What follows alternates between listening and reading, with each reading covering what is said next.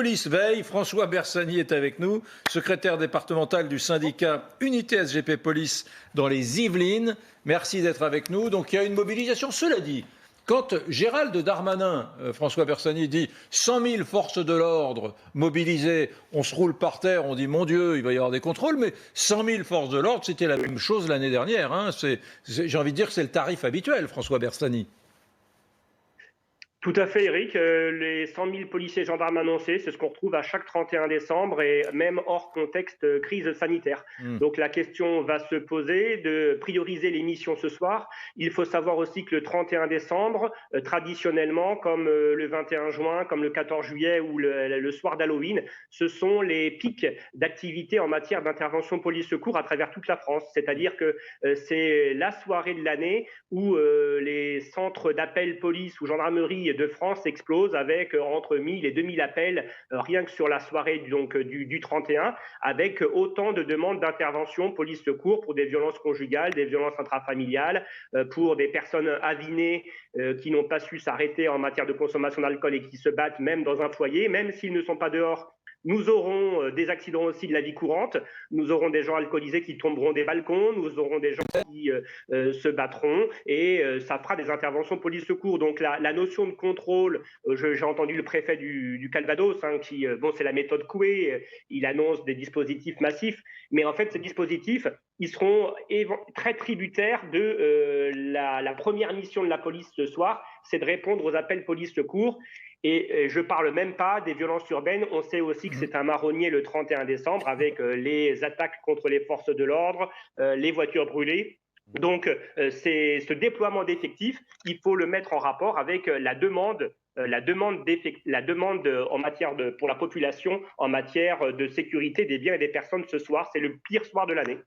Quelque chose me dit qu'en plus, ce soir, vous aurez des appels du genre « Monsieur, il y a une fête avec au moins 50 personnes au-dessus de chez moi, dans l'appartement du dessus. Il y a mon voisin qui a mon petit pavillon juste à côté du mien, dans mon lotissement. Il y a une trentaine de voitures devant chez lui, la musique est très forte, ils sont au moins une cinquantaine. » Vous allez en avoir des appels comme ça aussi, hein, François Bersani.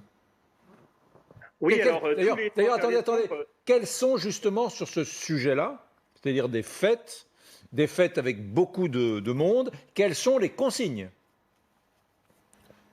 Alors, les consignes de l'exécutif, vous l'avez compris, c'est la sévérité absolue, une sanction ferme et impitoyable. Alors, pour ce qui est de la sanction, malheureusement, ça dépend souvent de la justice, puisque quand on nous demande de nous attaquer aux organisateurs de ces fêtes, ces organisateurs font objet de procédures en justice et non pas de la contravention à 135 €. Donc là, malheureusement, on n'est pas du tout, on n'a pas la main sur la répression judiciaire ensuite sur ces organisateurs. Le problème, c'est que sur ces fêtes clandestines, on est toujours en réaction parce que le mythe ou l'image d'Épinal, il y a 20 000 policiers sur les réseaux sociaux en train de surveiller les éventuelles organisations de fêtes. C'est un leurre. D'abord, on n'a pas suffisamment de policiers ce soir pour faire de la veille sur les réseaux sociaux et de plus pour dépister ces soirées clandestines. Qui dit justement clandestines dit qu'elles sont difficiles à dépister. Donc, on sera en permanence en réaction, comme vous l'avez dit, avec des gens qui vont nous appeler. Oui. Mais en fait, vous savez, tous les 31 décembre, on nous appelle déjà pour des tapages nocturnes, des soirées bruyantes dès 22 h, parce que le seuil de tolérance du français est très basse. Donc même un 31 décembre, on ne tolère pas que son voisin fasse du bruit. Donc on va être appelé en effet pour des soirées bruyantes. J'ai une question à ce sujet. Quel est votre pouvoir exactement en ce qui concerne ces fêtes clandestines qui pourraient avoir lieu ? D'ailleurs, est-ce qu'elles sont clandestines ? J'en suis pas sûr, parce qu'il y a une recommandation de limiter les rassemblements à 6 personnes adultes, mais c'est une recommandation. Il n'y a pas de caractère illégal du point de vue de la loi, en tout cas, être 10, 12, 15, 20. On ne peut pas être sanctionné, me semble-t-il. Peut-être allez-vous me détromper. Faire la fête le soir du réveillon, effectivement, c'est un grand classique. Et vous avez raison de dire que chaque année, il y a des problèmes de tapage nocturne. C'est un fait, donc vous pouvez intervenir sur ce point-là. Mais est-ce que vous pouvez aller chez quelqu'un en disant « Vous avez organisé une fête, à part dire baisser la musique, c'est pas bien, vous êtes en train de faire prendre des risques à tout le monde parce que vous êtes 25, 30, 40 ». À mon avis, c'est pas possible également. Ce que dit Caron est tout à fait intéressant parce que faire une fête à 14 personnes n'est pas illégal.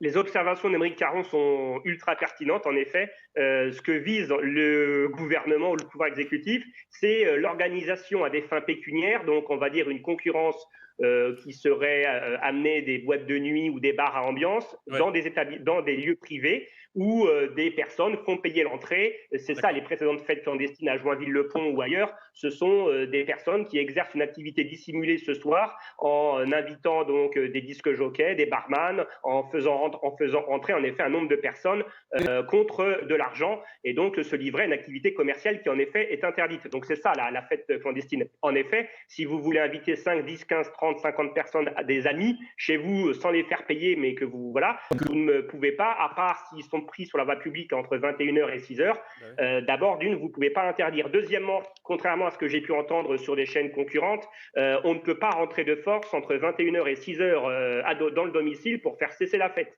Ça, c'est les cas d'introduction légaux dans les domiciles en France, on ne peut pas rentrer de force, sauf si on est invité justement par le locataire, le propriétaire, à rentrer chez lui. Donc on va devoir se limiter bien souvent à rester à la porte du logement, à faire des préconisations aux habitants depuis l'extérieur et à leur annoncer qu'ils vont être verbalisés à distance, mais on ne peut pas entrer de force pour faire cesser une fête, sauf s'il y avait un crime ou un délit flagrant en train de se commettre avec des appels au secours. Mais là, on est sur de la contravention, on est sur du tapage nocturne qui est de la contravention, donc on ne pourra pas exercer de façon coercitive une entrée dans les domiciles.